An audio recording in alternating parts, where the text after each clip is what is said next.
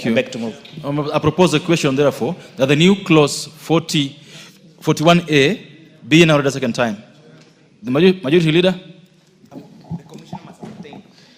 Chair, let me say I support that amendment, but cautiously. And the caution is this, Honorable Speaker. Any distiller, whether you call him a small or micro or a big distiller, 25 million shillings for a distillery is not too much to ask.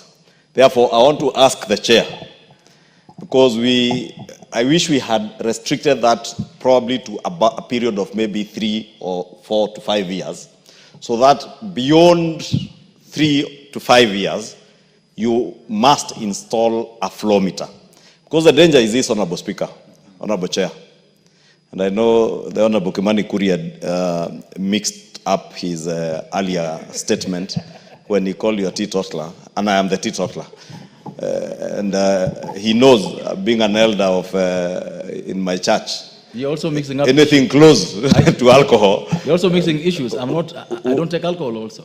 We are both teetotalers. So say both of us. Or he mixed up, he wanted to say the chair and the Kimani Ichungwa are teetotalers, while the chair of finance enjoys his drink. Because me and you know, my church, if I came anywhere close to these things, I would be excommunicated. But I was saying the danger, Chair, is with stamps. Chair, you know, whether it is cigarettes, whether it is drinking water or alcohol, the affixing of stamps on bottles and cigarette packets has been riddled in the past with a lot of many fake stamps. Many done from China. They are sold in the streets, back streets in downtown Nairobi. Therefore, maybe I would want to ask Chair, maybe in the subsequent bill, we restrict this flow meter business to a period of a maximum of 3 years. After 3 years, anyone who is in business should have made money to install the flow meter. Because the flow meter, you will never cheat. But with stamps, cheating will become the order of the day. So I will support for now, but probably ask the chair, maybe in the next year, to ensure that we restrict that particular provision to be time-bound, maybe to a period of 3 to 5 years. Any business that has operated for 3 to 5 years in the distillery world should be able to make money. And lastly, Honorable Speaker, although it's overtaken by time, let me support the issue of regulating the production of methanol. Because if there is anything that has killed people in this country, especially young people, is consumption of illicit alcohol. The illicit alcohol that is sold to many people in our villages is not ethanol. Most of it is methanol, an industrial alcohol that should never be consumed. Therefore, controlling its production is very commendable, and I thank the committee. Thank you. The member for Githunguri. Chair, thank you very much. I rise to give my reservations to the proposal that is made by the chair regarding flow meters.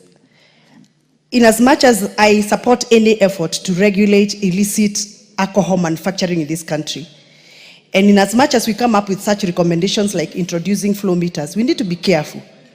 Because we don't know, some of us don't know, and would want to understand from the chair, these flow meters, how much are they? Is this a heavy investment that will make small businesses not able to afford these flow meters? He said it's 25 million. It is 25 million. So it means that once we introduce these flow meters, in as much as we want to discourage the illicit alcohol manufacture in this country, we might force some people out of business, which are legal business. They have been making the right quantity, the right quality of alcohol.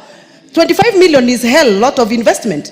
So how are we going to make sure that we don't force people out of this business? Thank you. Number two, Mr. Speaker, Mr. Chairman, I am worried that in this proposal where the chairman is talking about the commissioner, we are giving commissioner of taxes a lot of powers. And these powers, if they are not checked, they are going to be misused. Member for Seme.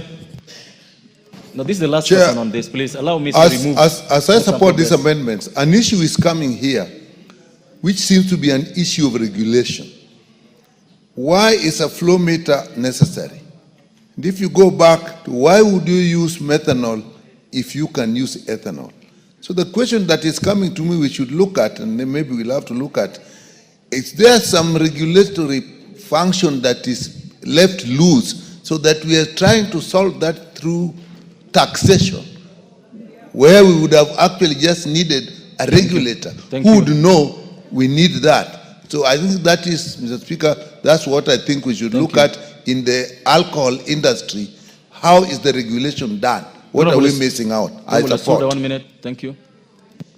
1 minute. Honorable Kaluma. Yeah, I have a question to the chairman. Chairman Finance, I have a question. Order.